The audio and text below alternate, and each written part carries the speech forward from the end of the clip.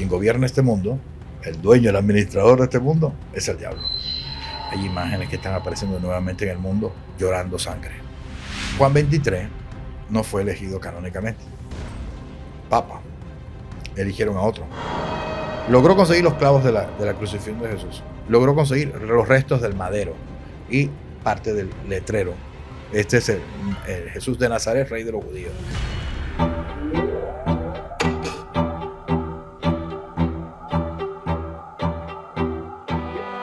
El día de hoy definitivamente tenemos un invitado muy especial, y es que fuera de cámaras hemos estado platicando temas que nos vuelan la cabeza constantemente, y es una persona que yo quería traer a este podcast porque ustedes lo tienen que conocer y tienen que saber un poco más sobre todo el conocimiento que tiene.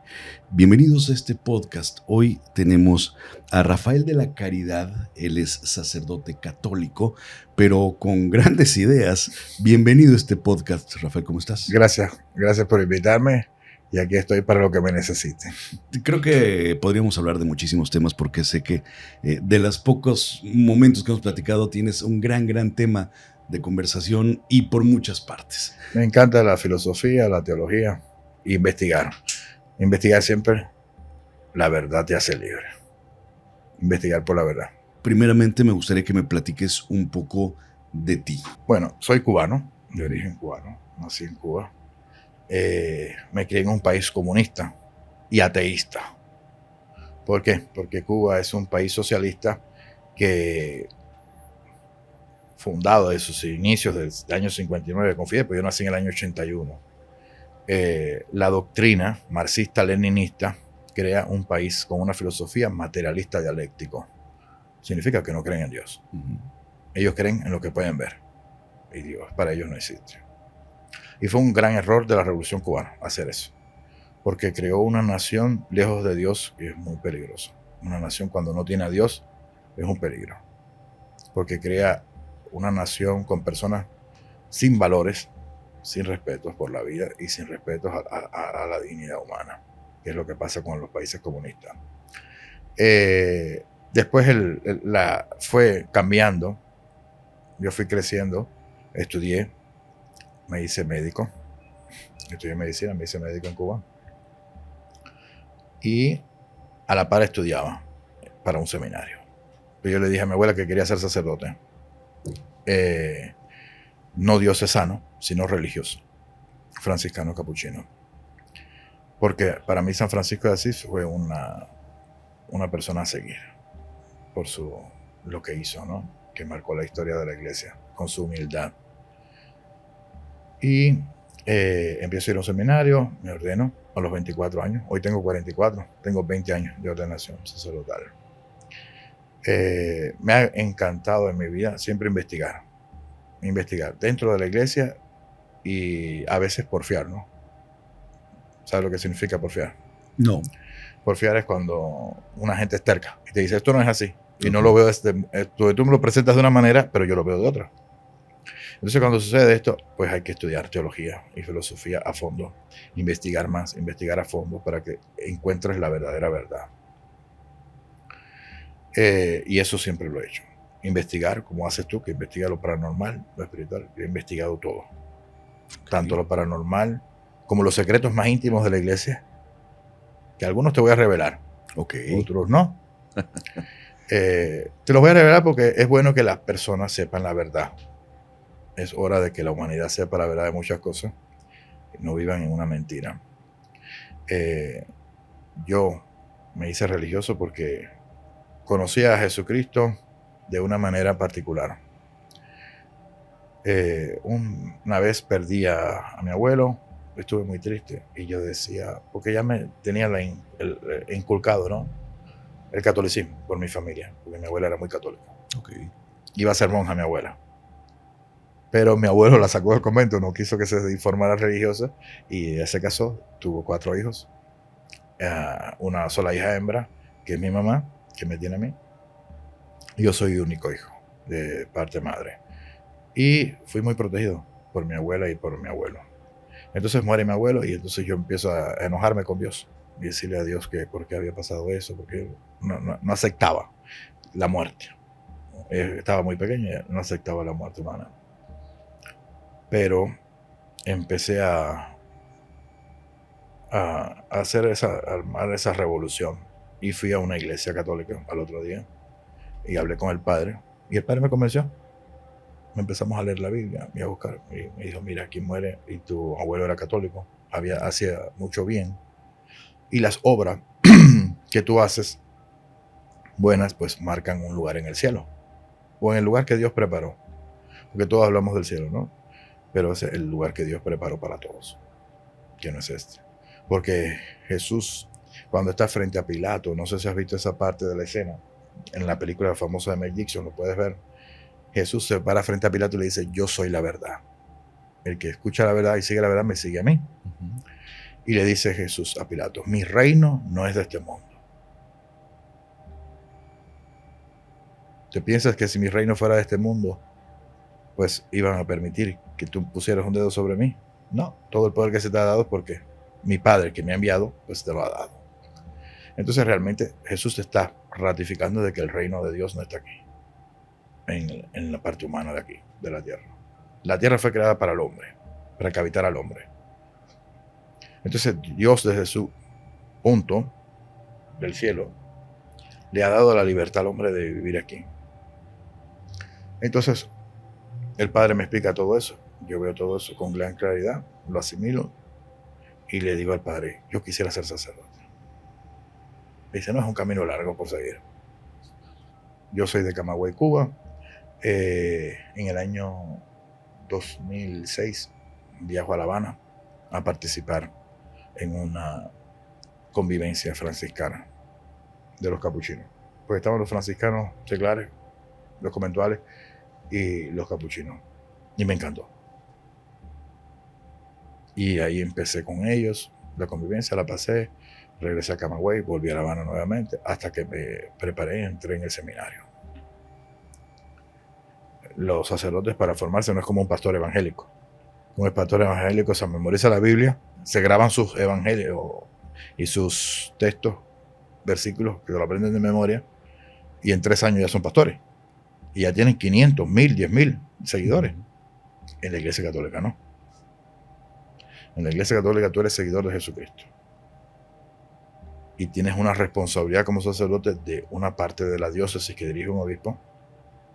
Eres párroco, tienes una iglesia donde hay 200, 300 personas bajo tu cuidado. Entonces es tu responsabilidad el transmitirle a esas almas, esas 300 almas, 200, la verdad del Evangelio. Transmitir la verdad del Evangelio. Entonces, pues todo eso fue alimentándome hasta que me ordené sacerdote. Ya hoy en día tengo 44 años, tengo más de 20 años de ordenación sacerdotal y he vivido y he conocido muchas cosas. No me arrepiento de nada. Okay. Amo a Jesucristo cada día. Jesucristo cambia a las personas. El que no conozca a Jesucristo no sabe nada. Jesucristo transforma la vida de todos. Es el Mesías. Inclusive para algunos judíos se han convertido hoy en día. Muchos judíos se han convertido al cristianismo porque han estudiado, han visto que en el libro de Isaías habla de Jesús, que Jesús va a ser flagelado, que va a ser martirizado y de la manera que lo escupieron, humillado, inclusive por los de ellos. Y pues viajo a Estados Unidos, me exilio, pido asilo político al gobierno de Estados Unidos, me lo aprueban y me marcho de Cuba. Y me voy a Estados Unidos, radico en Miami, Florida, vivo en Texas una parte y me quedo en Miami, Florida, viviendo hasta el sol de hoy. ¿Y qué te trae hasta México? Mira, México siempre me llamó mucho la atención por la Virgen de Guadalupe, la historia. En algunos momentos, te digo con sinceridad, pues yo dudé de la aparición mariana, de la Virgen de Guadalupe, ¿no? Como la historia de Cuba, pero la de Cuba, la Virgen María de Cuba, la Virgen de la Caridad, aparece de una manera que 3 pescadores, que se llamaban Juan, 3 pescadores, que trabajaban en la vía de Nípez Nasales, ven a lo lejos en el agua como una luz brillante, como que brillaba algo, y dijeron, vamos que la hicimos. A lo mejor es oro, que alguien dejó una embarcación o algo, perdió oro o algo, y brilla, vamos para allá a buscarlo. Y cuando llegan, lo que había era una imagen de una virgen, y decía, yo soy la caridad. Y entonces, pues a partir de ahí la llevan a tierra, le preparan un lugar donde la ponen y la presentan al pueblo, ¿no? Y la gente la empieza a rezar y a cuidar. Dice, yo soy la caridad. Y como a los pocos días, la imagen desaparece y aparece en otro lugar. La empiezan a buscar y la encuentran en otro lugar, arriba de la bahía de Nipe, en la montaña de la bahía de Nipe. Y la bajan, la vuelven a colocar donde ellos le habían preparado un altar y al poco tiempo vuelve a desaparecer y vuelve a aparecer allá. Y entonces dando a entender que ahí era donde ella quería que le construyeran su altar, su lugar de su iglesia. Y bueno, y ya la dejan allí, preparan un lugar y dejan a la Virgen de la Caridad. Y en la Virgen de Guadalupe pues decían que había un hombre, un indio, que en la túnica le aparece la Virgen, ¿no? Y en muchas partes como hombre, al fin, y la parte de la filosofía y la ciencia, ¿no? Pues sabes que la ciencia pues trata de negar la existencia de Dios. Y lo veo de otra manera natural. Y decía, puede haber sido en la época colonial que manipularon las cosas y le impusieron al indio, hey, tú tienes que decir esto y juramentar esto frente al obispo y decir esto y esto para que sea creíble. Pero realmente no, la imagen es real, lleva más de, no sé, 500 años. Y se ha hecho pruebas de todo tipo científicas y no hay una respuesta acertada, ¿no? Realmente es algo divino. Es una señal de Dios, como todas las apariciones marianas, que hay una muy importante que todos debían de estudiar un poco más, que es la aparición mariana de Fátima, que está el cuarto secreto de Fátima, que la iglesia lo ha conservado. Benedicto XVI incluso le dijo, muchos pensaron, que el tercer y cuarto secreto de Fátima se había revelado con Juan Pablo II, porque en el año 81 hay un atentado contra el Papa Juan Pablo II en la Plaza de San Pedro, le disparan y él resucita, vuelve a la vida nuevamente, porque estuvo casi muerto. Y vuelve a la vida que por culpa de ese atentado, pues padece de Parkinson toda su vida. Y la Virgen de Fátima habla sobre un obispo vestido de blanco, y el único obispo que viste de blanco es el Papa. Ella dice que había visto un obispo vestido de blanco huir de Roma, y en una de las colinas pues era asesinado por una invasión. Fátima habla sobre la conversión de Rusia como a la Virgen, su conversión a la Virgen, ¿no? El Papa, creo que Francisco, no sé, creo que fue el que lo logró hacer, dedicando a la nación rusa a la Virgen. Pero te digo claramente que el Papa actual, que es León XIV, puede ser ese Papa. Okay.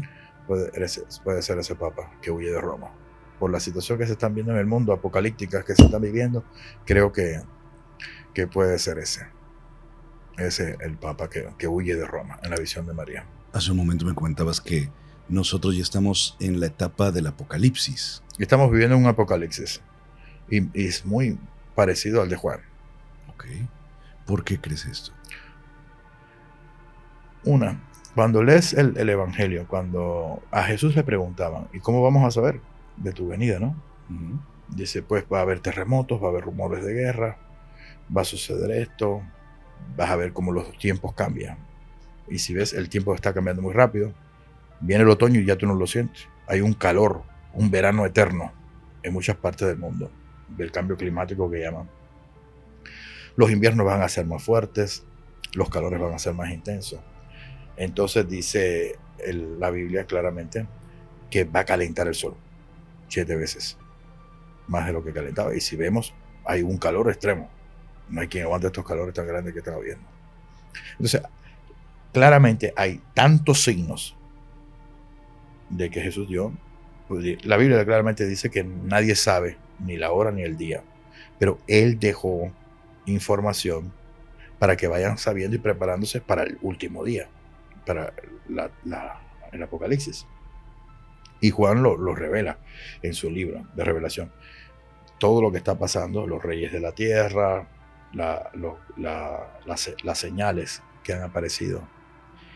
El Vaticano inclusive manda a expertos a países a investigar. Ahora están investigando a ciertas apariciones que han aparecido, que las tienen censuradas, no las voy a decir tampoco. Okay. No las puedo revelar. algunas apariciones de cosas que han aparecido y se mandan a expertos a investigar qué tan cierto es, si es real o no. Hay imágenes que están apareciendo nuevamente en el mundo llorando sangre. Y cuando se hace la prueba, realmente es sangre. Okay. Y una imagen, como dicen, no puede derramar sangre. Puede ser que tenga una resina, puede que cree un hongo o algo, que es normal, y dé cierto color, como por una mancha. Pero realmente desde los ojos que salga una lágrima, que brote una lágrima y sea sangre original humana, pues es creíble. Wow. Es curioso porque a estas alturas de la vida podría pensarse que fácilmente a través de redes sociales se podría enterar uno más rápido, ¿no? De esto, porque no es común, no es algo muy fácil de ver.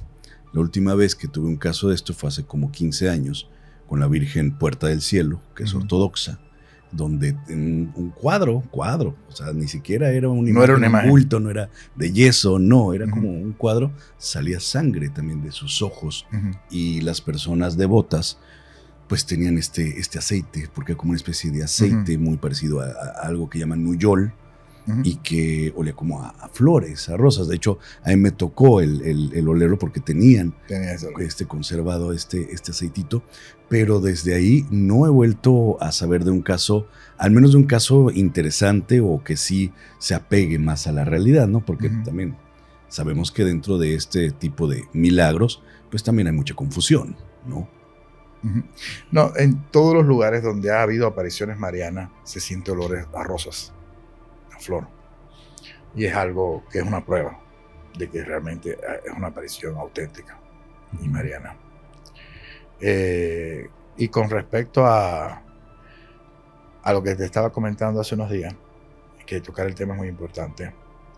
Los hermanos protestantes separados, que fueron gracias a Martín Lutero, ¿no?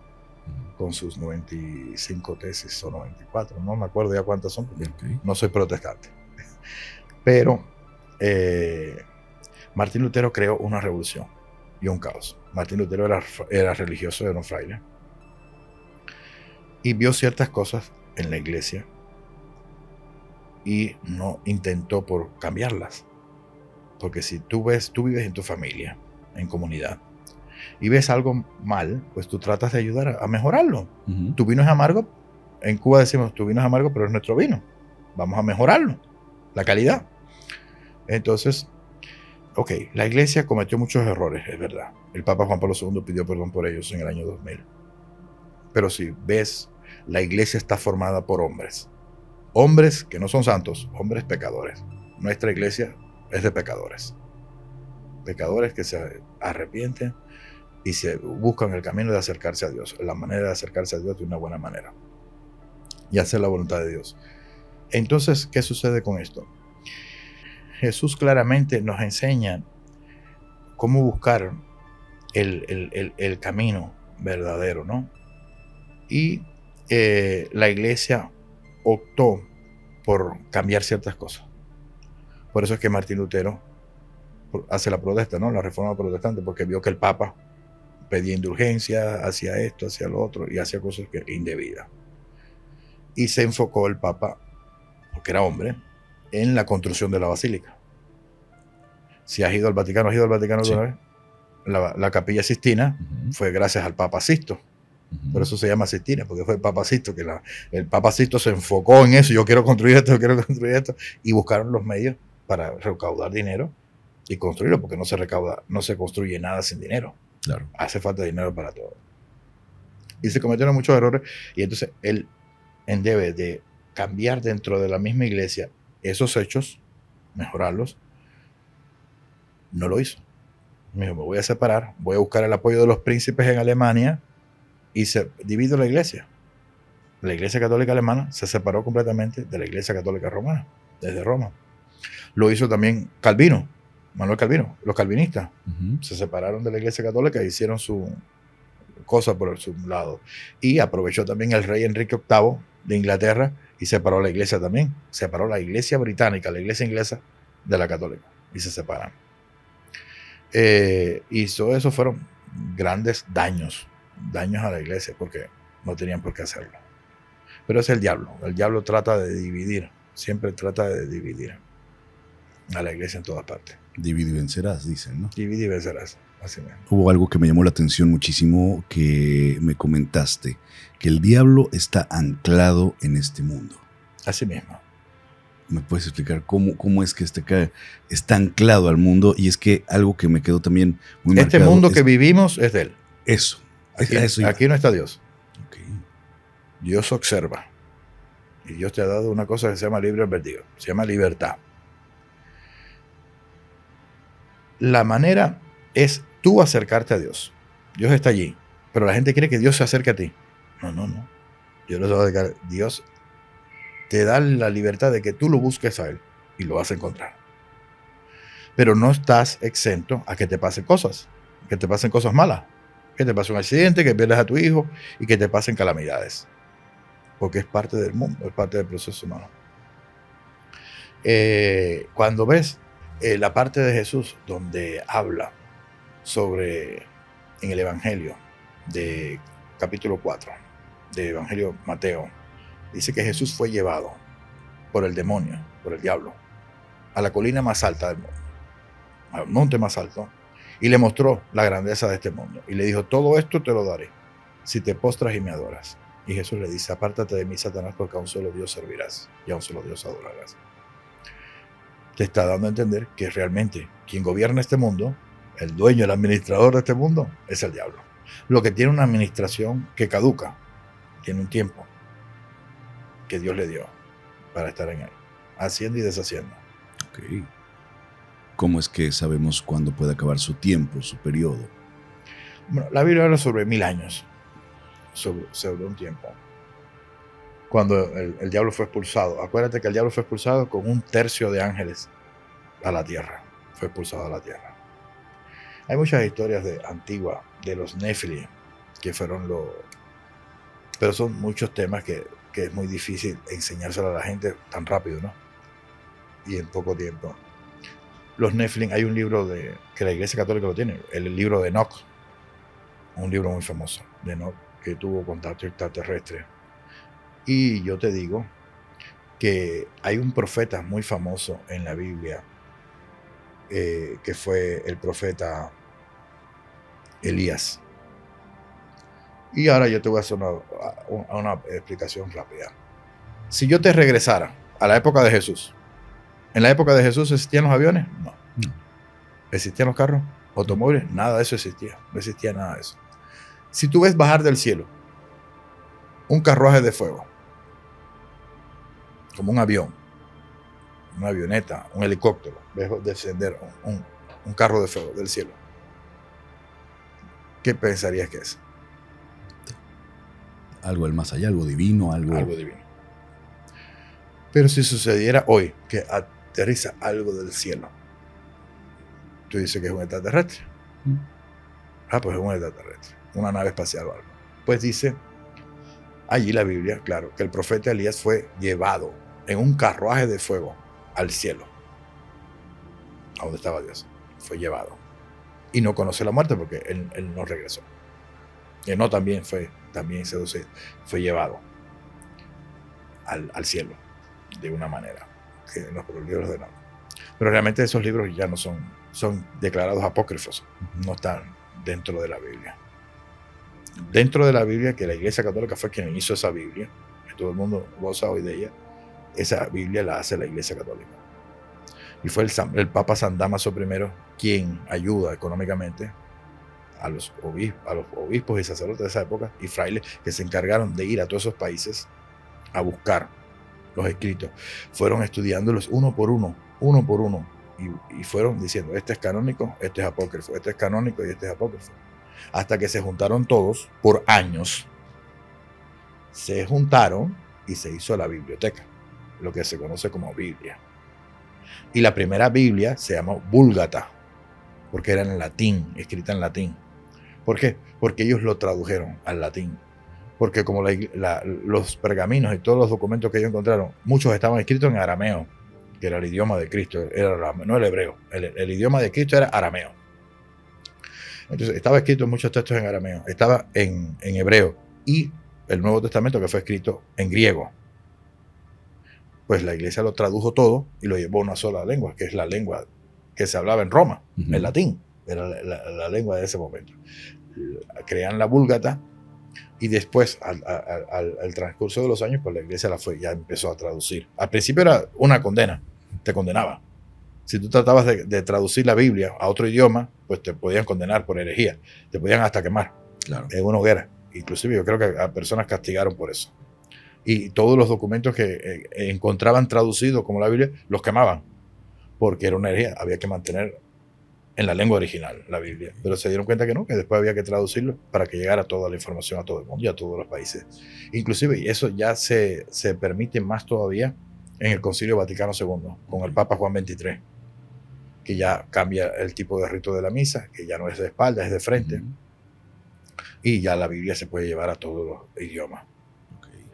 Pero los protestantes le quitaron libros a la Biblia original le quitaron libros, la adaptaron a su modo, que es la Reina Valera, le quitaron cantidad de cosas a la Biblia original, la adaptaron a su forma de ellos ver, y es la que ellos reparten por ahí y tienen a la gente. Pero yo puedo darle clase y estudio con la misma Biblia que ellos tienen, la Reina Valera, o con la Vulgata, con la que sea, porque son muy parecidos los textos. Ahora, todas estas partes que le quitaron a la Biblia a los protestantes, ¿cuáles son? Los libros deuterocanónicos. ¿Y por qué se lo habrán quitado? Porque ellos dicen que no eran necesarios para el estudio de ellos. Los quitaron realmente y dejaron los antiguos. Pero realmente yo le doy un consejo a las personas.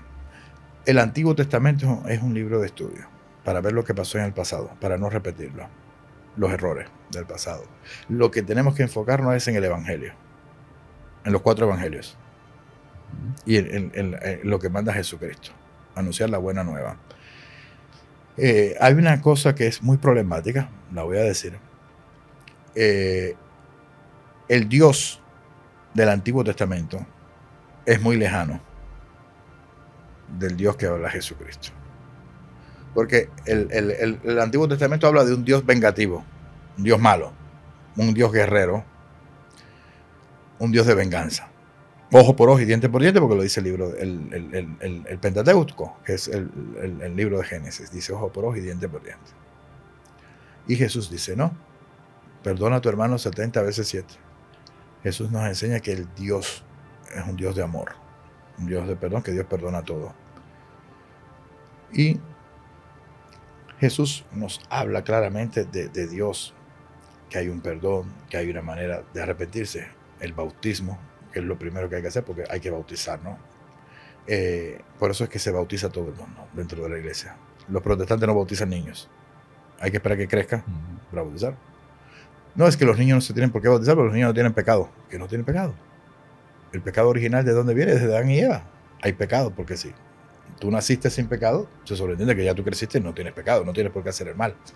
El bautizo es para todos. Jesús dijo, vayan y bauticen a todos. No dijo, bautízame a este y a este no. Espera que tenga 15 años. No. Jesús dijo, vayan y bauticen a todas las naciones. En el nombre del Padre, del Hijo y del Espíritu Santo. Padre, hace un momento me comentaste sobre esta parte de que un carruaje de fuego bajo del cielo, la iglesia da cabida para seres extraterrestres o de otros planetas o algo parecido. Hubo un papa, que fue Juan XXIII, y lo dijo en una entrevista. Dijo, si mañana viniera alguien del cielo, apareciera alguien, no de nuestro sistema donde vivimos, ¿no? Y pidiera ser bautizado, pues ¿por qué no? Pues dando a entender que puede existir vida en otros lugares. Ok. ¿Y hay alguna parte de la Biblia que lo diga? Hay partes de la Biblia como el secuestro, porque primero fue un secuestro, vino y se lo llevaron, fue raptado. Una abducción. Una abducción. El del profeta Elías. Y Enoc igual. Habla claramente de algo que no es terrestre. Y nuestro Dios es extraterrestre. Nuestro Dios no es terrestre. Porque Jesús mismo lo dice. Mi reino no es de este mundo. Significa que es de otra parte. Entonces, no es de aquí, claramente. Ok, de acuerdo. ¿Qué opina la iglesia sobre los fenómenos paranormales, los fantasmas, el más allá, la vida después de la muerte? Bueno, el alma existe. porque el alma se desprende del cuerpo cuando la persona muere y es llevada. La muerte, los ángeles de la muerte son los encargados de venir por la persona para conducirla, ¿no?, al más allá, y ponerse frente al juicio de Dios. Frente al juicio de Dios. Claramente vemos que el ser humano tiene mucha interrogante sobre esto, porque hay pruebas de personas cuando mueren, que hay máquinas, creo que hasta los rusos tienen, para probar el espíritu, ¿no?, el alma cuando se desprende del cuerpo humano. Pero los demonios son muy inteligentes, y hay veces que los demonios se hacen pasar por los familiares de las personas que han muerto, ¿no?, y aparecen en ciertos lugares. Y como conocen lo que hizo en vida la persona, pues te lo revelan. Lo mismo que hacía esa persona, pues te lo revelan. Y realmente son demonios. Yo le digo a las personas que no pueden creer en que haya un fantasma o un espíritu que sea su familiar y que le esté diciendo algo. Eso es mentira. La Biblia misma lo dice, que no hay contacto después de la muerte. El que entra al descanso no puede tener contacto con los vivos. El que sí te engaña es el demonio, los demonios. Hay millones de demonios sobre la tierra, y entonces ellos saben cómo aprovecharse, cómo llegar a las personas, y las engañan. Yo soy tu tía, yo soy tu abuelo, y yo hacía esto. ¿Te acuerdas cuando yo te decía esto y esto? Es el demonio. Que usa sus patrañas para engañar a la gente. Algo que se me hizo sumamente interesante, que la representación del demonio en el mundo podría ser la Estatua de la Libertad. Correcto. ¿Por qué? Mira, no lo había escuchado antes. La Estatua de la Libertad en Estados Unidos. Pero antes de tocar ese tema, ajá, déjame empezar de un poquito del principio. Okay. Porque cada tema tiene un comienzo. La Estatua de la Libertad se la regala Francia a Estados Unidos en el fin de la guerra entre los norteamericanos y los franceses. Y se la regala. ¿Con qué objetivo? Por embellecer la libertad de América, que era el país de la democracia, la antorcha de la democracia del mundo, y todas esas cosas. Pero es algo mentira. Acuérdate que los males se adornan para hacerle creer a la humanidad de una manera, pero realmente estoy haciendo otra. Lo que estaban hablando de la religión yoruba. Llegaron los yoruba, cristianos, colonizados, le impusieron el cristianismo. Ellos siguieron adorando sus dioses, su Ochun, su Yemayá, su no sé quién, y le hicieron creer al capataz, a los cristianos, que ya estaban convertidos y que estaban creyendo en Jesucristo, que estaban creyendo en su santo, pero que ellos realmente lo llamaban con ese nombre, le ponían ese apodo. Pero era mentira. Ellos siguieron adorando a sus dioses, y es lo que está pasando en Estados Unidos. Pusieron una imagen, una estatua que hablaba de la libertad, pero realmente, si tú ves la Estatua de la Libertad, describe a Lucifer. ¿Por qué? Las facciones físicas. Si tú vas a hablar de la libertad en América, ¿quién eran los esclavos en América? Eran negros. Los negros eran los esclavos que los trajeron los colonos. Hubieras puesto una estatua de una persona morena, de tez negra, con chinos en el pelo, liberándose de la esclavitud, porque era el fin de la esclavitud. No, ellos pusieron una imagen de rasgos finos, como si fueran femeninos, pero no femeninos. Si lo ves bien, la Estatua de la Libertad es un hombre. Sus rasgos físicos toscos son hombres. Un hombre de cabellera larga y con una cadena en sus pies. Dice que Lucifer fue encadenado en la tierra, pero habla de un Lucifer suelto, porque la cadena está quebrada. Tiene un libro en la mano que habla sobre el 4 de julio, que es el día de la independencia que ellos celebran, y la antorcha. Pero cuando buscamos el libro de Apocalipsis, el libro de Revelación de Juan, que es una mala interpretación de los protestantes, porque los protestantes dicen que la Iglesia Católica es Babilonia la Grande, la gran ramera del Apocalipsis. Eso es falso, le digo yo que eso es mentira. La Babilonia que describe claramente el libro de Apocalipsis es Estados Unidos, la nación, con la cual todos los reyes de la tierra han fornicado y se han contagiado y contaminado con ella, y se han embriagado con su vino. Y eso es claro. Dice el libro de Apocalipsis 17, la gran mujer que tiene un cáliz de fuego en sus manos y está sentada sobre aguas. La Estatua de la Libertad, ¿dónde está? En una isla rodeada ¿de qué? De aguas. Y todos los años van millones de personas a tirarse fotos de la estatua y a adorar la estatua de una manera que entra como adoración, porque todo el mundo va a ver la grandeza de la estatua, tirarse fotos y esas cosas. Pero habla de la ramera del Apocalipsis. La nación hace referencia de una nación que tiene comercio con el mundo entero. El Vaticano no tiene comercio con nadie. El Vaticano lo único que tiene son las embajadas, la Santa Sede, y relaciones diplomáticas y políticas, porque es un Estado, es un país. Y mantiene relaciones diplomáticas con todos los países. Pero el Vaticano ni comercia ni vende nada. No tiene negocios, ni exporta petróleo, ni comercia petróleo, ni comercia carbón, ni comercia nada. Pero Estados Unidos es la referencia del país del anticristo. Y Estados Unidos es un país fundado, creado por judíos. Tanto su mercado financiero como sus bancos son judíos. No sé si has ido a Estados Unidos. Sí. En Estados Unidos ellos mantienen una ley política en la economía de los 7 años. Suponer, no sé cómo funciona México el crédito, pero en Estados Unidos tú sacas a crédito cosas, pero te embarcaste, te quedaste sin dinero, como decimos en Cuba, y no lo puedes pagar. ¿Qué sucede? Pues tú haces bancarrota. Puedes pedir un perdón, pero tienes que esperar 7 años. A los 7 años se te perdona la deuda. ¿Sabes quién impuso esa ley? ¿Quién la tiene? Los judíos. Los judíos tienen sus esclavos, tienen sus empleados, y si tienes una deuda conmigo, pues el judío, jefe, te perdona la deuda. Y a partir de los 7 años, ya perdón, esa deuda, comenzamos una nueva. Bajamos a cero. ¿Me debías $1,000? Ya no me debes nada, no te preocupes. Seguimos siendo amigos como antes. Te perdono la deuda. Y empiezas de cero, después de los 7 años. Son numerologías y cosas de los judíos. La Estatua de la Libertad tiene 16 escalones.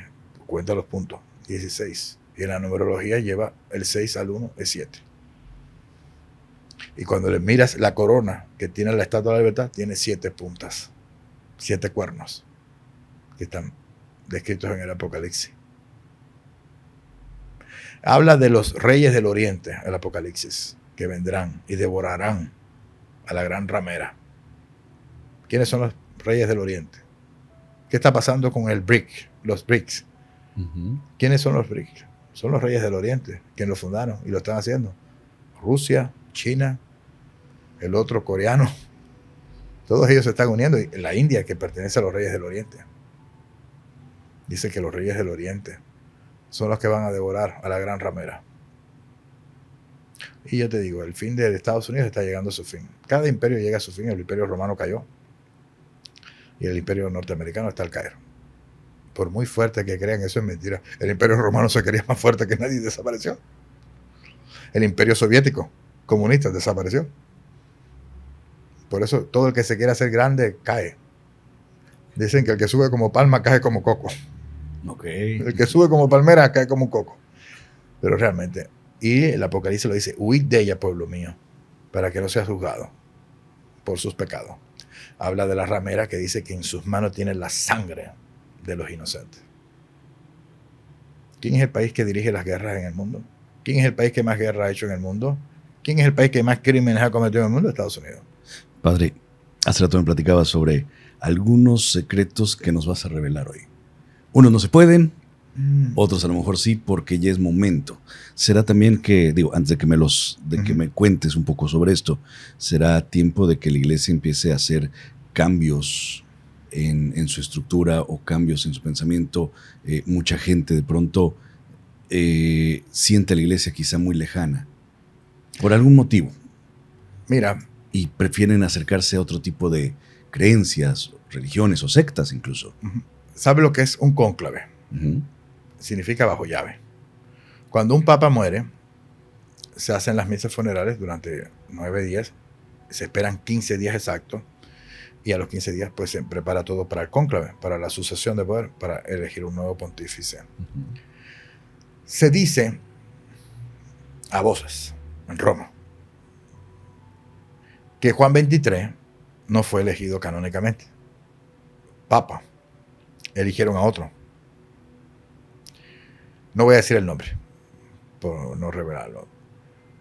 Y que las boletas no las quemaron, habían elegido ya un papa, pero decidieron que Juan XXIII tenía que ser el papa y eligen a Juan XXIII como sumo pontífice. Acuérdate que todo es cónclave bajo llave. Todos los secretos que pasen ahí quedan privados de dárselo al mundo porque queda bajo excomunión. Te excomulga. siendo cardenal ya pierdes y no eres más cardenal, eres un civil normal y te excomulgan, no puedes entrar. Se dice de Juan 23 y se dice de Pablo VI. Hay unos hermanos católicos que se separaron de la Iglesia Católica en Brasil, que son la Iglesia Católica Nacional. Hay un famoso cura, que es el padre Adam Cotas, en Estados Unidos, que es de la Iglesia Nacional. ¿Cómo sucede esto? Sucede porque cuando Juan XXIII realiza el Concilio Vaticano II, cambia los dogmas y cambia ciertas cosas y reglamentos de la Iglesia Católica de la época. Como el latín lo quitan completamente, empiezan a dar las misas en los idiomas de cada país. La misa ya no se daba de espalda al pueblo, se da de frente y se le da la espalda al altar. Algo que ellos no están de acuerdo porque realmente la adoración es a Dios. Tú no le puedes dar la espalda a Dios. Por eso es que la iglesia mantenía la costumbre de la consagración en el altar frente a Dios, frente al Santísimo, frente a Jesús. Y después, ya cuando va a repartir la comunión, pues ya se pone, incorpora de frente, baja el escalón y le suministra la comunión a los fieles. Entonces ellos no estuvieron de acuerdo con eso, por esto. Pero cuando ves los hechos de estos dos papas, realmente te ponen a pensar realmente si realmente fue o no fue, porque realmente fueron los transformadores del siglo XX, que fue Juan XXIII y Pablo VI, okay. Los del Concilio Vaticano II, los del cambio. Okay. Ahora, ¿qué tan cercana es la película de Cónclave, por ejemplo, a todo lo que ocurre ahí dentro? ¿Será así? Tratan de tirar piedras a acercarse un poco. Pero igual que la película de los dos papas, la vi, la observé, pero no fue así, eso es mentira. Benedicto XVI nunca mandó a buscar al Papa Francisco. A Mario Bergoglio, para platicar y decirle, mire, yo voy a renunciar y me voy a ir, voy a convocar un cónclave y usted está cerca, porque usted estaba en el otro cónclave anterior, lo mencionaron, y usted puede ganar. Eso no fue así, eso fue mentira. Okay. Porque realmente los dos eran totalmente diferentes, de líneas de pensamiento diferentes. Benedicto XVI era muy conservador del latín en la iglesia y de cosas de tradición de la iglesia. Y Francisco no. Francisco era un poco más abierto. Con muchos temas que lo golpearon, inclusive hay personas cristianas que criticaron a Francisco con el tema de la homosexualidad.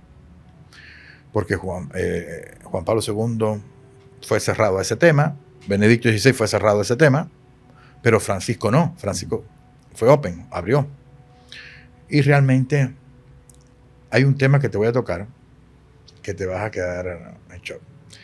Porque te estaba preguntando al principio si eras católico.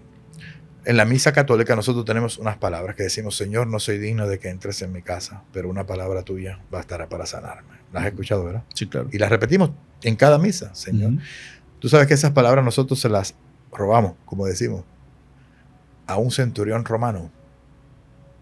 Ese centurión romano se acercó a Jesús y le dijo: Señor, no soy digno de que entres en mi casa, pero una palabra tuya bastará para sanarme. Y le dijo: Señor, vine hasta aquí con usted porque mi fiel sirviente está muy enfermo y lloro por él. Tengo miedo que pierda la vida, que muera. Y sé que si vengo con usted, pues usted lo va a sanar, lo va a salvar.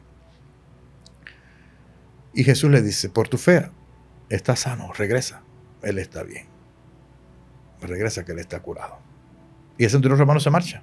Y cuando llega, pues realmente estaba vivo, estaba sano. Estaba curado. Lo vio con vida, había vuelto a la vida nuevamente y estaba normal. ¿Sabes quién era el centurión romano? Era un homosexual. Y su sirviente, traducido del texto original, porque la Biblia ha sido manipulada y escrita de 20 maneras y la han adaptado a su manera. Y era homosexual. El centurión romano era homosexual y su sirviente era un hombre, porque la homosexualidad era algo normal en esa época. En los griegos y en los romanos era normal. Y lo hacían casi como obligatorio para que se defendieran. En el ejército fueran a defenderse, tú no ibas a permitir que tu pareja lo fueran a matar ni nada de eso. Y se cuidaban. Pero Jesús le dijo: no lo voy a curar porque era homosexual. Jesús ni le menciona nada. Jesús ve la fe que había en él. Y le dice: no te preocupes, regresa, está curado. Inclusive María Magdalena, cuando se acerca a Jesús, que la querían apedrar, Jesús le dice, a ver, de ustedes el que esté libre de pecado, pues que lance la primera piedra, que la golpee, que la mate. Y nadie lo hace. Todo el mundo se marcha. Y Jesús le dice a María Magdalena, hey mujer, ¿dónde están los que te acusaban? Pues se han ido. Pues haz tú lo mismo. Pero no peques más, no hagas más el mal, lo que a Dios le pueda desagradar. Pero hoy en el mundo tratamos de ser perfeccionistas, tan perfectos y tan puros, que queremos ver lo que hacen los demás y no lo que hacemos nosotros. Jesús no nos enseñó eso. Jesús dijo, sácate la espiga de tu ojo primero para poder sacarla de tu hermano. Jesús nos enseña la verdadera vida que hay que llevar para Dios, la que le agrada a Dios. Es amar, amar. Y algo que tienes que entender es que tú eres humano. Y como humano vas a errar. Y como humano vas a caer. Pero te vas a levantar. Vas a caer y te vas a levantar porque Dios lo sabe. Pero tú vas acumulando obras. Tus obras y tus hechos son los que te van a hacer libre frente a Dios en el juicio final. En el día final. Ahora, padre, es cierto que el Vaticano tiene muchos secretos y que incluso, no sé, hay ideas muy conspiranoicas, sobre todo en internet y en esta época, que a quien no le gusta la conspiración, ¿verdad? Sobre supuestas bóvedas, sobre supuestos espacios donde hay cosas impresionantes que ha recolectado a lo largo del tiempo el Vaticano, y que algunas son diabólicas, demoníacas, o que son de conocimiento que no es para todo el mundo. ¿Esto es real? Bueno, en las bóvedas del Vaticano que está la biblioteca, que recoge todos los libros del mundo, libros que la gente ni se imagina que existen escritos, de todo tipo de libros hay escritos, y que la iglesia conserva. Existen alrededor de 50, no 80 como decían en el libro de Dan Brown, existen alrededor de 50 evangelios apócrifos. Y apócrifos que no son canónicos, que la iglesia desechó porque mencionan a Jesús como un hombre. Dicen que Jesús tuvo hijos, que tuvo descendencia, que tuvo esposa, que era María Magdalena, que era mujer, que tenía su mujer y que murió en la India. Hay muchos textos que dicen que hubo un Jesús, la historia de Jesús, del Galileo, que huye a la India y muere en la India. Y ahí se asientan. Pero es realmente una mentira, porque son libros del siglo III y IV, del año 300, 400, que no son canónicos. ¿A quién le vas a hacer más caso? ¿A un escrito del siglo I o del siglo III y IV? Pues del siglo I. Por eso es que la Iglesia Católica, los evangelios de Juan, de Mateo, Marcos, Lucas y Juan, fueron escritos en el siglo I. Por eso es que la Iglesia Católica los puso en la Biblia. Y son los únicos evangelios que tú vas a ver. Porque el evangelio de Tomás que aparece, el evangelio de María Magdalena, el evangelio de Santiago, son libros del siglo II y III. Es como que ahora, y escritos no eran escritos, eran escritos unos en griego y no me acuerdo en qué otro, sirio. Imagínate tú que son documentos como que tú le hiciste la historia a él le hizo la historia a otro y la van escribiendo. Y la van transformando y la van cambiando. Y es como una historia que la van cambiando, y la verdad ya no la vas a saber absoluta. No hay una verdad absoluta, porque todo ya lo cambiaron y lo modificaron. Por eso la iglesia, para evitar conflictos y problemas, los declaró apócrifos. Esto, la iglesia no los escondió, la iglesia los tiene allí. Y tú puedes ir a una biblioteca de la Iglesia Católica y decirle, yo quiero ver el evangelio apócrifo de Santo Tomás. Y lo tienen, y lo puedes leer. Ya está en tu conciencia si quieres hacerle caso a lo que dice ahí o no. La iglesia lo desechó del libro principal, que es la Biblia, que es la que nosotros usamos para la misa de cada domingo y de cada día. Ahí está marcado. Porque la única iglesia en el mundo que tiene, bueno, los ortodoxos lo tienen, que leemos en cada misa, Antiguo Testamento, Salmo, en cada misa, y el evangelio que corresponde a la fecha. El evangelio. Y ahí lo tenemos en la Iglesia Católica. Pero de que hay muchas cosas todavía, hay objetos, cosas secretas de la antigüedad, sí están allí, es verdad. Hay cosas que la gente desconoce, como la cruz de Cristo. Los restos de la cruz, del madero de Cristo, la Iglesia Católica lo tiene. El cartel que le pusieron a Jesús en la cruz, la Iglesia Católica lo tiene. ¿Y por porque qué no fue una persona la única que lo logró obtener. Santa Elena. Han oído hablar de Santa Elena, Ujú. de una Santa Elena, pero no saben qué Elena es. Bueno, pues Santa Elena fue la madre de Constantino, del famoso Constantino, del Concilio de Nicea. Constantino no era cristiano. Constantino se hace cristiano después. ¿Por qué se hizo Constantino cristiano? Porque su madre era cristiana, Santa Elena. Elena es la primera cristiana de la familia Constantino. Y Elena sacaba dinero y financiaba las expediciones en Jerusalén y en todos esos lugares para buscar todo lo de Jesús, porque tenía una admiración por Jesús muy grande y ella quería investigar. Ella mandó a buscar los clavos, los logró conseguir. Logró conseguir los clavos de la crucifixión de Jesús. Logró conseguir los restos del madero y parte del letrero, que el único letrero al único crucificado que le pusieron en 3 idiomas fue a Jesús. Este es el Jesús de Nazaret, rey de los judíos. Y fue escrito en griego, en hebreo y latín. Porque el latín era la lengua de los romanos en esa época. Entonces Santa Elena le inculcó tanto y le invocó tanto a su hijo, Constantino, el emperador, le dice, le predica de Jesús hasta que Constantino se convierte, acepta a Jesús realmente, y Constantino sale a la plaza y declara como religión oficial el catolicismo, el cristianismo, porque la religión del emperador es la religión del pueblo. Y ya dejó de perseguir a los cristianos, le da libertad a los cristianos como religión oficial y ya no los persigue más. Pero Constantino no funda una iglesia católica. Constantino lo que hace es permitir, despenalizar lo que estaba penado. Ser cristiano era penado y te mataban. Te llevaban a los leones, al foso de los leones, te hacían de todo. O te quemaban, como lo hizo Nerón, que fue el emperador que mandó a crucificar a Pedro. Okay. Entonces hay algo que, no sé, he visto la película El Conjuro y otras películas que he ido a ver, que ponen, toco este tema, disculpa, porque tiene que ver con este. En El Conjuro, no sé si has visto la cruz que ponen al revés. Ponen un crucifijo al revés siempre. Sí. Y en el Vaticano, lamentablemente, hay varias cruces al revés. Sí. Las tenemos. Que es la cruz de Pedro. Es la cruz de Pedro. Porque Pedro es el primer papa y es el primer obispo que muere crucificado boca abajo. Pero esa cruz representa a San Pedro. Y está dentro de la Basílica de San Pedro porque representa al primer papa, a Pedro. La iglesia opta por el nombre de papa ya después del siglo III. No fue en los primeros siglos. Okay. Papa significa padre y pastor. Se divide en 2 palabras. Pero fue Pedro el primer papa, después San Lino, que venía. Si buscas el libro de los Hechos, habla de San Lino. Y buscas primera de Pedro, habla de que Pedro habla con San Lino y le encarga.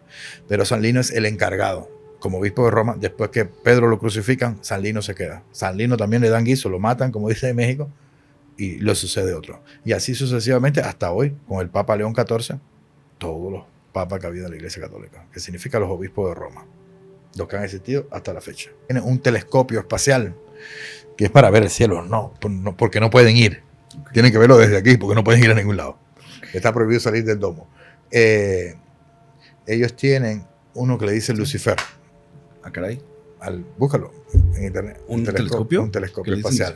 Lucifer. El Papa el otro día salió en las noticias cuando fue a verlo. León. Okay. Y yo no sabía de esos telescopios que tiene el Vaticano, pero aprecian solo el firmamento. Ajá, para ver las estrellas y la posición. Pero cuando realmente lo logras observar realmente el cielo, realmente como es, ves que es agua. Es mar. Es un agua lo que está arriba. Dios separó las aguas de las aguas. Cuando el diluvio universal, Dios lo dice allí, que fue cuando Noé fue abierto el abismo del cielo y bajó el agua y subió. Pero Dios después abrió los abismos y se las separó. Volvió a bajar las aguas. Okay. Y lo dice la Biblia. Se me hace muy difícil de entender, pero... O sea, ¿es textual, tal cual? Textual, tal cual. Bueno, igual ahorita volvemos a eso, porque a mí me vuela la cabeza ese tipo de temas, pero regresamos. Nada más quisiera volver un poquito a la parte esta de los emperadores. No, pero la iglesia siempre lo mantuvo. Inclusive hasta 1800 la iglesia lo mantuvo que la tierra era plana. Lo puedes buscar. Galileo Galilei lo juzgaron porque decía que la tierra era redonda y la iglesia dijo que no, que era plana, porque la Biblia decía que era plana. La Biblia no habla en ningún momento de ninguna curvatura. Fue hasta el año 1900 que ya empiezan a decir que la Tierra es redonda y que no sé cuántas cosas. Se decía al principio, pero no, ya queda textualmente. Ok. Entonces, todos estos estudios y bueno, lo del viaje a la luna de Es los falso. 60, pues sí, es muy dudoso, ¿no? A Eso es estas falso, alturas eso es falso. es muy dudoso y a lo mejor tiene bastante razón el hecho de que por qué no hemos visto más personas en la luna, ¿no? No, eso es mentira. Nadie fue a la luna. La iglesia lo sabe y yo lo vi en los escritos. Eso es falso. Nadie ha ido a la luna. Eso es un fraude de los norteamericanos. Nadie, y los rusos. Nadie puede ir a la luna. Ni pueden ir. Nadie puede ir a la luna. Eso es falso. ¿Hay alguna parte en la Biblia donde diga que estamos bajo un domo? De esa manera no habla, pero sí habla claramente de las divisiones que hay y que arriba es agua. Lo dice claramente. Okay. Es difícil entender a veces, ¿no? Como es arriba, es abajo. Como es arriba, es abajo. No sabría exactamente a qué podría referirse, ¿no? Se me hace un poco difícil de entender. Y ahí es donde muchas veces, a lo mejor, personas, quizá como yo, que no tenemos la instrucción de teología, filosofía y cosas así, decimos, bueno, pues a lo mejor es algo que va más enfocado a la filosofía, no que sea tan textual, algo que está más hacia la teología, que a lo mejor pues no lo acabamos de entender. Puede ser complejo a veces para una persona normal el entender cosas así. De entrada, el hecho de después de que toda la vida te han dicho que la Tierra es redonda, que te digan, no, es plana completamente, ya de ahí dices, a ver, ¿cómo? ¿Por qué? Bueno, la Tierra plana completamente no puede ser.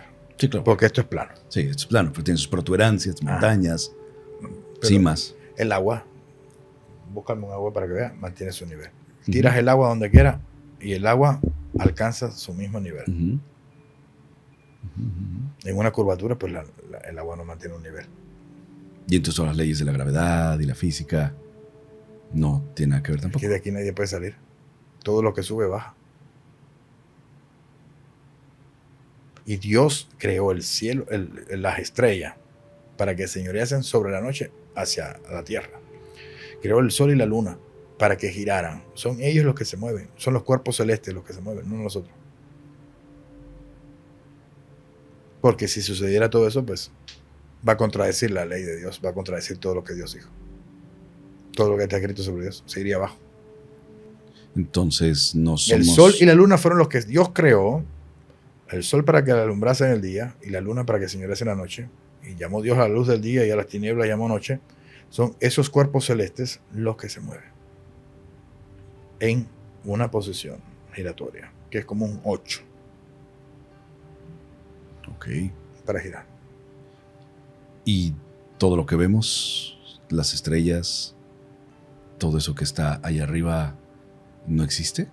Sí, está puesto en el firmamento. Okay. Fuera del domo. Fuera del domo, ok. Ya. Lo que se conoce como domo.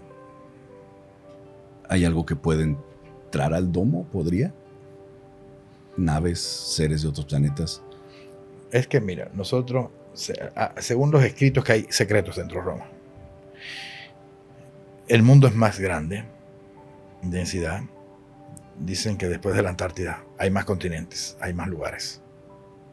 Hay más continentes, hay más vida, con otros nombres. Okay. Hay escritos de que hay salidas por la Antártida, que por eso la custodian tanto, porque por ahí puede haber una salida. Pero no te asustes si mañana aparece una nave espacial, un submarino o algo, que va a ser una nave espacial voladora, que entre y sea de otro planeta. También es creación de Dios. Que no es planeta, sino del otro lugar, del vecino del mismo lugar. Ok. Todo esto que nosotros no alcanzamos a comprender, la iglesia lo cataloga también como creaciones del mismo Dios. Sí. Dios creó todo.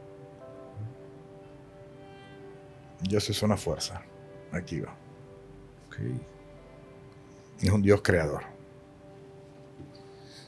Padre, hay muchas dudas también sobre Un tema que yo creo que es muy polémico, pero al mismo tiempo interesante, los exorcismos.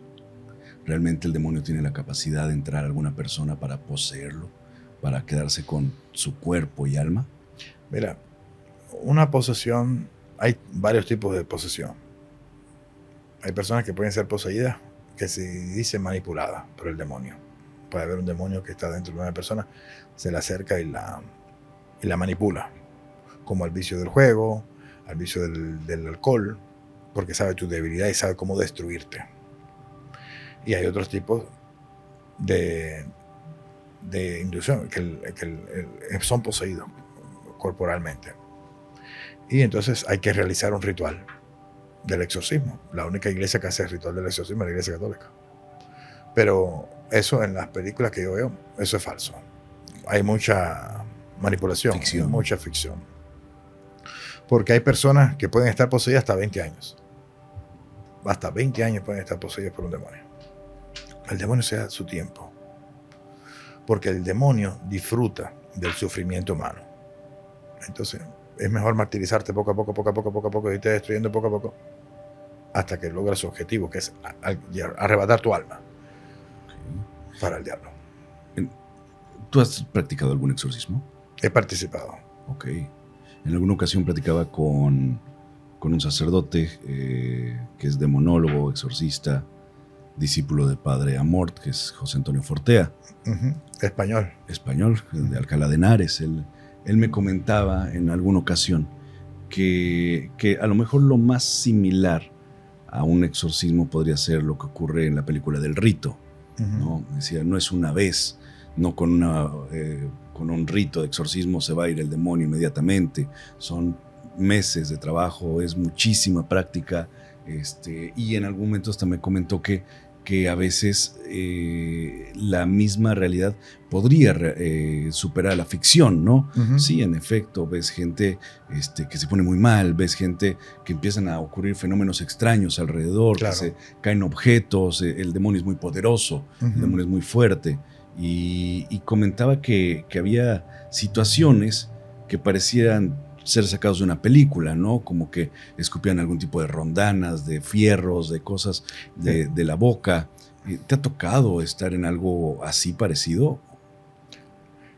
En algo así, tan así no, pero en hablar en otras lenguas. Okay. Que tú no conoces. Suponer una persona que vive en un campo, vamos a decir aquí mismo Yucatán, vas a, como decirte, Jomún, que es un pueblito de aquí, a Izamal, y buscas una familia que es humilde, personas que no tienen recursos para montarse en un avión y ir a Estados Unidos o para ir a una escuela y terminar sus estudios, ¿cómo te van a hablar alemán perfecto?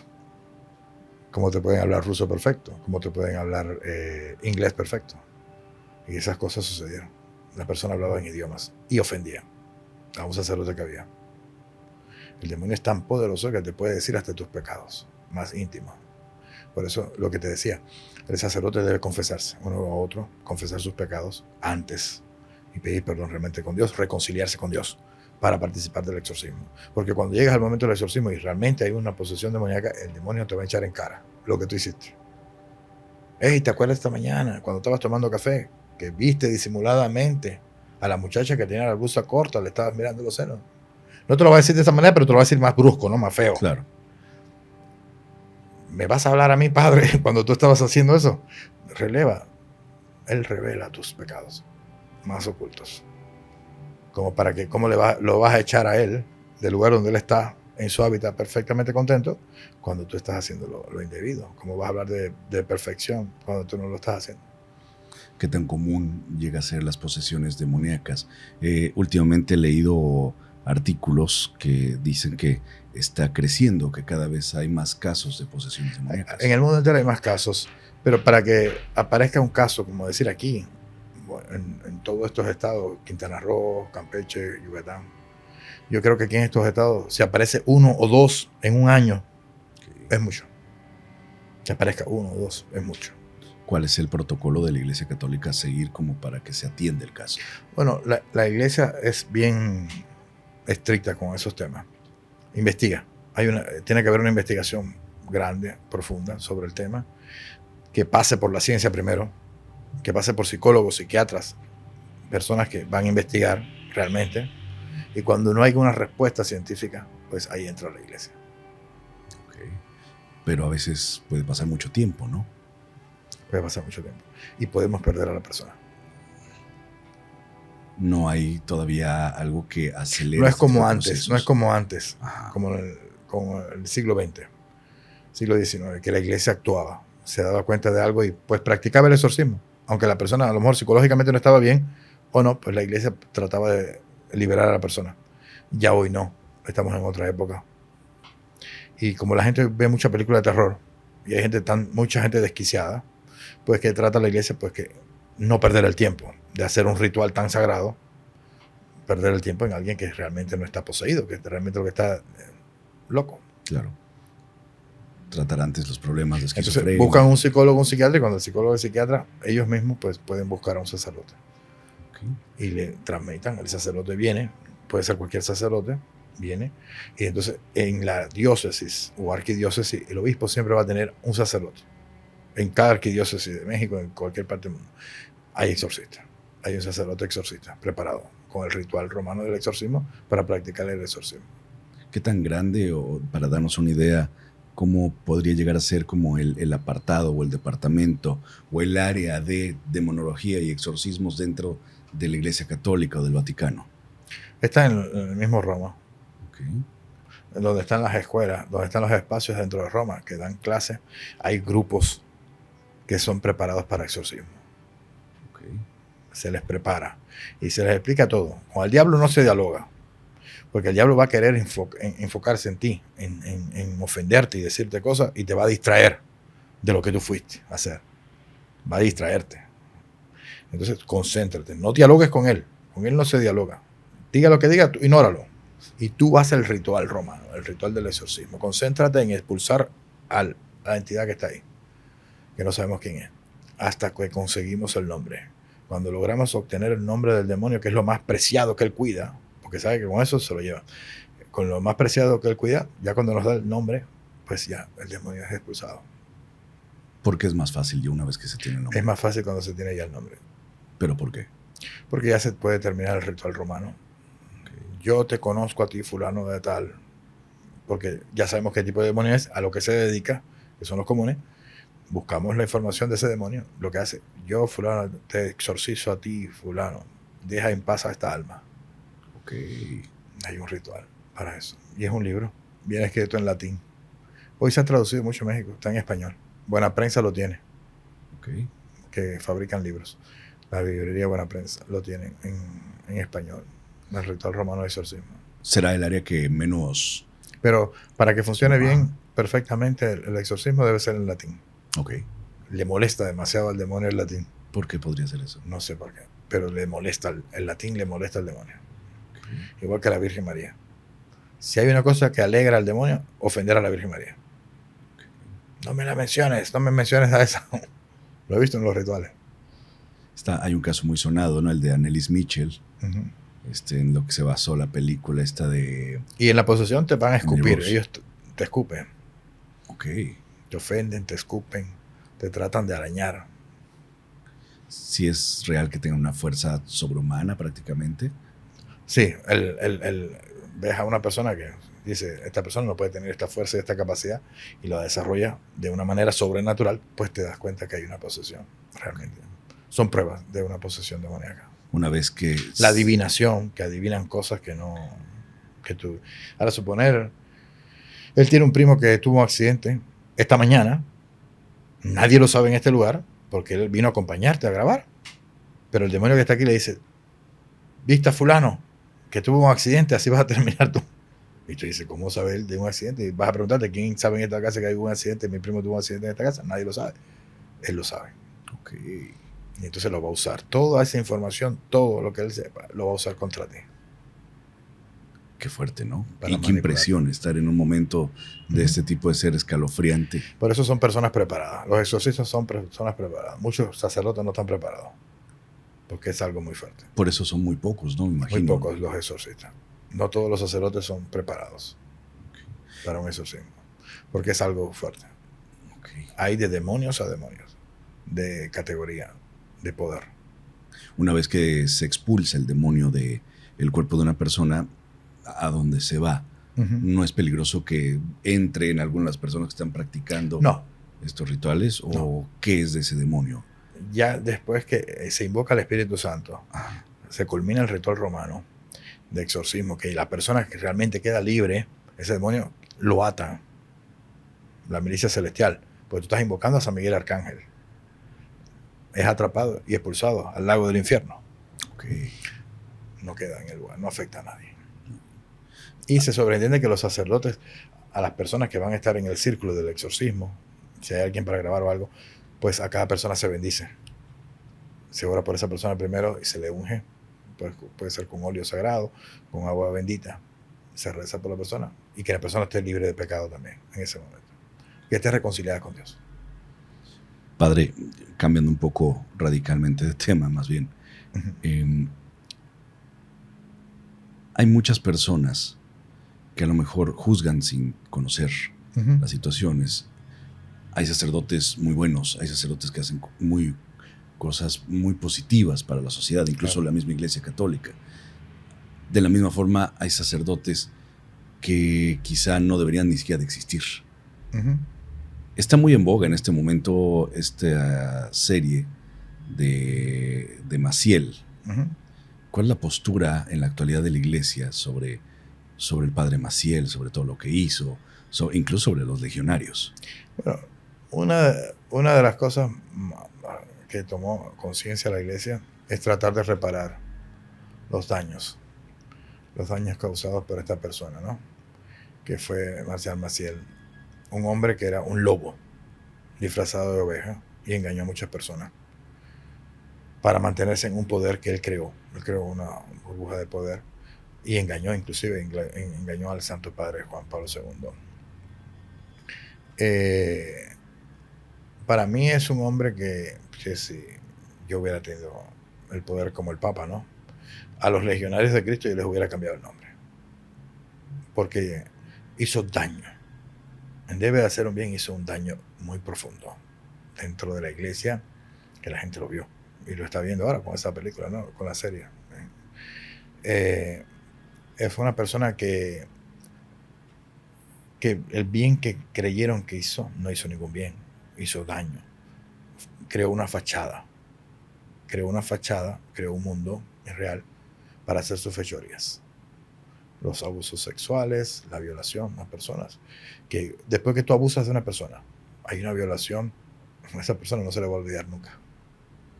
¿Qué vas a reparar allí? Claro. ¿Cómo vas a reparar un corazón tan destruido? Cuando tú le vendiste la imagen de la iglesia que es santa, vas a buscar refugio dentro de la iglesia y que existe un personaje como este que abusa de ti. ¿Qué confianza va a quedar? Claro. Entonces, pagan justos por pecadores, como hoy han dicho. Pero dentro de nuestra iglesia tenemos muchas personas como San Pío, Padre Pío Pietrelcina. Entonces, las personas se fijan a veces siempre en el malo, en una persona que hace el mal, pero no se fijan en los 100 que hacen bien. Un árbol cae y hace más ruido que un rosal floreciente, porque el rosal cuando florece no hace sonido, no deja ningún sonido, pero cae un árbol y hace estruendo y todo el mundo va a verlo. Y es lo que hizo Maciel. Era un árbol que no dio fruto ninguno, más bien hizo daño. Dijo daños irreparables dentro de la iglesia. Inclusive que Benedicto XVI tuvo conocimiento, siendo el más cercano al Papa Juan Pablo II. Quizás le vendieron una imagen de Maciel al Papa Juan Pablo II, que por eso lo apreció tanto, por lo que hizo, por las universidades que creó en España, inclusive las universidades de México, todavía están, las de los legionarios de Cristo, con un poder grande. Y pienso que la iglesia se demoró demasiado en actuar con respecto a los archivos y los documentos enviados, porque se notificaba. Para eso existe la Santa Sede. La Santa Sede, tú llevas la denuncia, o la puedes llevar a Roma, y van llegando, y van archivando, y archivando, y archivando. Y se demoraron, y yo pienso que mucho para actuar. Porque Maciel murió, claro, en una cama, murió como sacerdote. Murió y no tuvo prácticamente su juicio, su merecido en vida, como podría ser. verlo dejado, que perdiera el sacerdocio, retirarle la orden sacerdotal, porque no la merecía, por tanto daño. Enjuiciarlo y encarcelarlo también. Quizá. Entregarlo a las partes civiles para que el país tome acción. Pero por la parte de la iglesia sí había que tomar más acción, porque hay mucho daño. Pero muchas de las personas que yo creo que él le hizo daño, pues muchos han muerto también, porque fue hace muchos años. Sí. Maciel no viene de ahora, Maciel viene desde hace muchos años. Maciel murió muy viejo, era muy anciano. Pero lo que la iglesia debe preocuparse hoy, en pleno siglo XXI, es porque no vuelva a surgir un Maciel y atacar el problema desde el principio, desde donde está la primera denuncia. Pero además, porque he visto denuncias en Estados Unidos de sacerdotes, ¿sabes lo que hacían? Te cambiaban de diócesis. Habías tenido un problema en Miami, te mandaban para Chicago. Pero si lo hizo en Miami, lo va a hacer en Chicago. claro. Y si lo hace en Chicago, lo va a hacer en California. Y hay gente muy astuta. Sí, Él era muy astuto. Son lobos. Y desde el principio lo querían cortar y no lo lograron. Como la humedad se les metió por todas partes. Ya. Debe haber acción inmediata y que la Santa Sede, cuando digo la Santa Sede, puede ser el Vaticano, los que están encargados, tomen acción y le retiren el sacramento sacerdotal a la persona, para que no ejerza más el ministerio sacerdotal, porque no es digno de hacerlo. Bien hace la analogía del árbol y el rosal, ¿no? Y a lo mejor enfocado a esto... El árbol que no da fruto, córtalo. O el árbol que hace el estruendo y se cae, ¿no? Y el rosal que florece y nadie se da cuenta. Y en ese sentido me gustaría que me platicaras también, igual ya para finalizar, muchas veces la gente no alcanza a ver qué es lo que hace la Iglesia Católica. Y es fácil juzgar lo que no se ve. Claro. Muchas personas dirán, no, pues es que el Vaticano tiene los millones y millones del mundo, y por qué no ayuda, y por qué si hay tanta hambruna en África, aquí, allá, en todas partes, por qué el Papa no hace nada por ellos y la Iglesia. ¿Qué es lo que a veces no se ve que está haciendo la Iglesia Católica? La Iglesia Católica contiene la ONG más grande del mundo, que es Cáritas. Cáritas lleva alimentos a muchos países, inclusive Cuba, que es un país comunista. Ahí están las oficinas de Cáritas, donde llevan alimentos, espejuelos, lentes graduados, alimentos, medicinas, cobijas, ropa, para personas que no tienen. La Iglesia Católica tiene en África ayuda de todo tipo, de medicamentos, puestos de medicina, puestos de médicos para ayudar a las personas. Alimenta a millones de personas en el mundo entero. Lo que pasa es que juzgan a la Iglesia porque ellos quieren que la Iglesia, como un lobo, llegue y la debarate. Ellos quieren que la iglesia se destruya. Que si hay un cuadro de Miguel Ángel que lo pintaron, que la iglesia lo venda. Véndelo para darle de comer a los pobres. Que si hay un cáliz de oro es una conservación, porque lo dio un rey o no, quien sea, de esa época y de ese siglo, y la iglesia lo tiene allí en el museo Vaticano expuesto, porque es una reliquia expuesto. Ellos quieren que lo vendan. Que la iglesia lo destruya y lo venda todo. Vendiendo todo lo que tiene el Vaticano, vendiendo todo lo que tiene la iglesia, no mata el hambre de los millones de personas que hay en el mundo. Eso es mentira. Ok, se la matamos una semana, 2 semanas. ¿Qué queda para la tercera? Perdiste el Vaticano, perdiste la Santa Sede y perdiste la historia. Porque eso que está ahí es historia. Claro. Es parte de la historia. Y todas las personas van al Museo Vaticano todos los días. Van miles y miles al Museo Vaticano a ver la historia, el legado de la historia. Esto fue Sisto, este fue Clemente, este fue Urbano, y cada papa que ha existido, están los cuadros, están las cosas, y son reliquias y son regalos y obsequios. Fíjate que la única iglesia que tiene cuerpos en reliquias, cuerpos de personas incorruptas, es la Iglesia Católica. El Padre Pío es uno de ellos, ¿no? Es uno de ellos. Puedes ir a ver la tumba del Padre Pío y está probado. Primero científicamente. Lo primero que se estudia científicamente, que no haya sido corrupto el cuerpo por científicos, que le hayan puesto formol, que lo hayan embalsamado, nada de eso. Porque la iglesia entonces no lo reconoce para la canonización. Tiene que ser perfecto. Que haya hecho un milagro, como ha sido un milagro, ¿no? Que se conservó el cuerpo milagrosamente incorrupto. Como está el de el Acutis. Carlo Acutis, que ya fue canonizado y es santo, San Acutis. Vemos al muchacho que el cuerpo está incorrupto y murió desde el 2014. Y está intacto el cuerpo. Tú lo ves y parece un niño que está durmiendo. Un Lo acaban de adolescente que está canonizar ayer o antier, ¿no? Ajá, Creo, en estos lo días. canonizaron, ajá, Sí, el día en estos 7. días. Ok, Fue canonizado por el Papa. Y puedes ver cómo el cuerpo está incorrupto. Parece que está durmiendo. sí. Qué Y son impresión. pruebas que la Iglesia Católica toma. No te canonizan en un día. Son años y años de investigación y ver si la persona está realmente en la presencia de Dios. Porque intercede.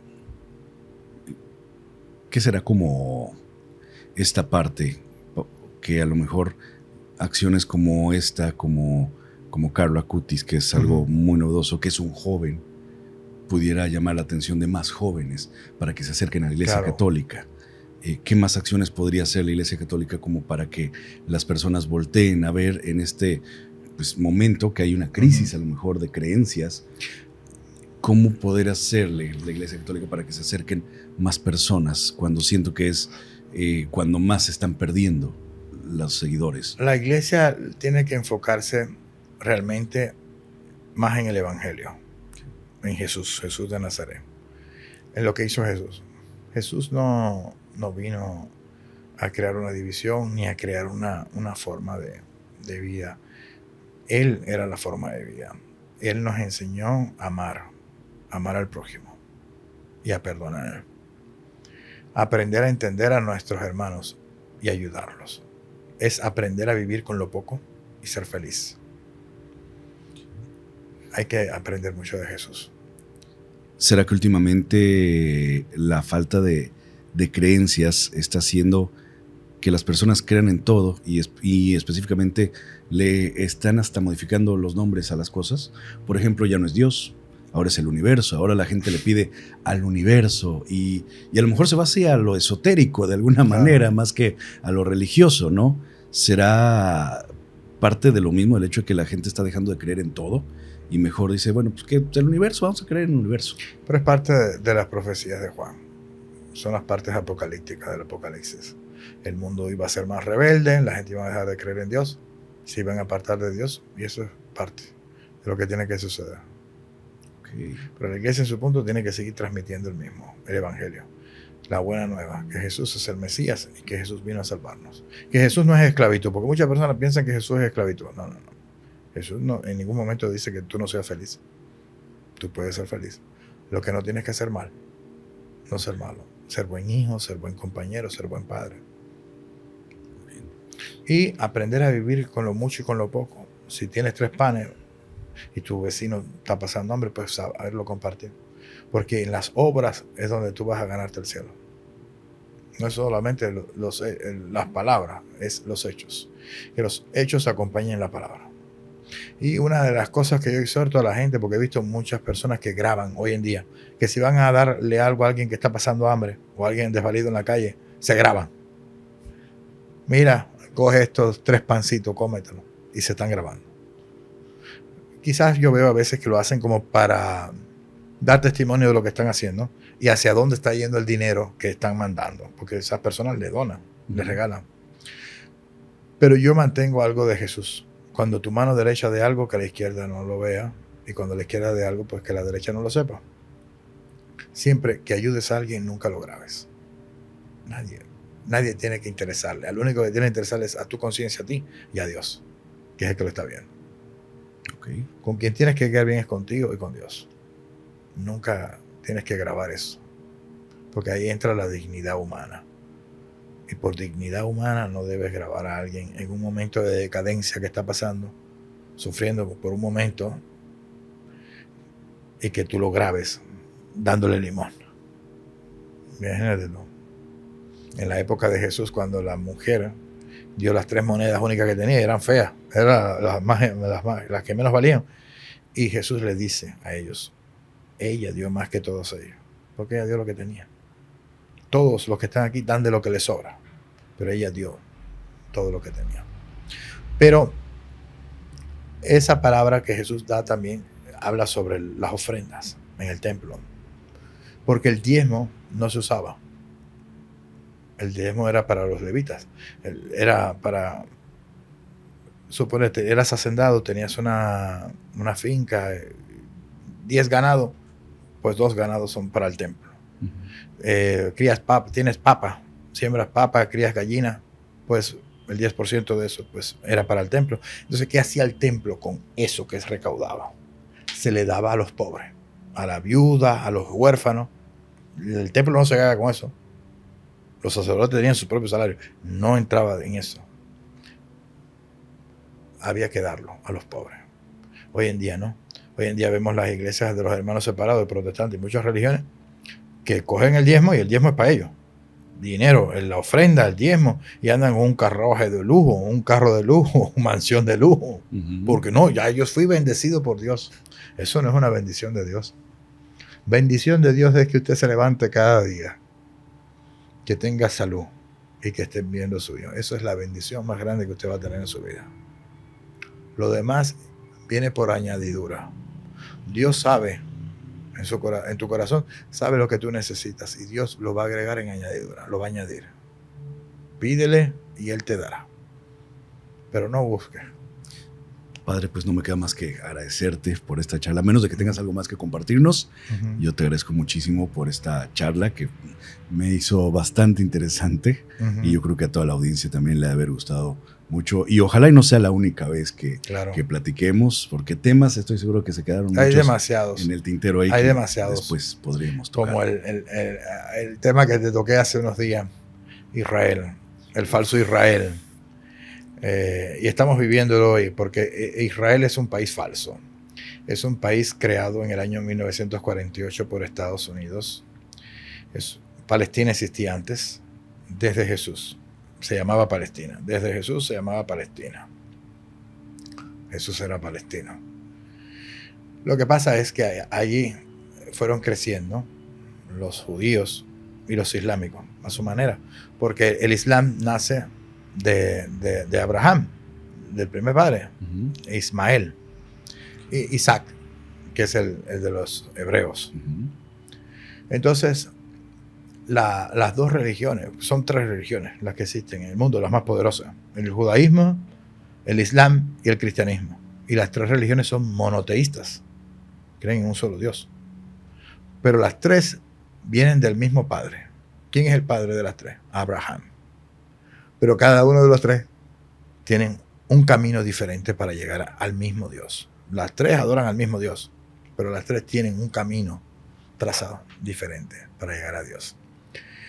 Algo que está pasando hoy, que es muy preocupante, es el poderío militar que ha alcanzado Israel. Es Israel que crearon los americanos. Los sionistas tienen un poder tan grande incluso dentro del Vaticano. Ya está dentro del Vaticano, el poder sionista y masónico. Esos son temas que hay que tocar en otro. Wow. Tenemos masones ya metidos dentro de la iglesia, con ritos masónicos. Hay saludos masónicos que se tocan la mano y tú ves los gestos que hacen, ciertas señales que hay y son masónicos. Y los sionistas que están esparciendo su veneno, que quieren robarse completamente a Palestina y quieren convertirlo en el famoso Israel. Israel no existe. Israel es un nombre que Jacobo le dijo: Dios, te llamarás Israel. Viene desde allí, por ahí nace el nombre de Israel. Entonces, ese Israel famoso que se está construyendo, que ellos lo han construido a su manera, es preocupante. Porque el tema que voy a decir le va a molestar a muchos. Jesús mismo, cuando está frente a ellos, le dice: el padre de ustedes es Lucifer, el padre de la mentira. Así se lo dice. Y hay prueba de que los judíos fueron engañados durante muchos años, miles de años, por el mismo diablo. Porque el diablo se viste de ángel de luz y engaña a las naciones. Y vemos que inclusive al mismo Jesús, ellos mismos lo crucifican, porque no les convenía. Se le iba a caer en negocios y Jesús predicaba un tipo de religión que no les convenía a ellos. El Dios de ellos era un Dios vengativo, un Dios guerrero, que había que matar a los enemigos y matar a quien sea. Y Jesús no. Jesús habla de otro Dios muy diferente al de ellos. Jesús habla de un Dios de amor, un Dios que perdona y te dice: ora por tu enemigo. Y el de los judíos no. El de los judíos dice: ve y mata a tus enemigos. Ellos lo viven haciendo. Ahora bombardearon a Qatar, bombardean a Siria, bombardean al Líbano. Eso no está bien. Para Jesús está bien, no. Jesús en ninguna parte de la Biblia dice, ve y mata. No, no, no. Uno de los mandamientos es no matar.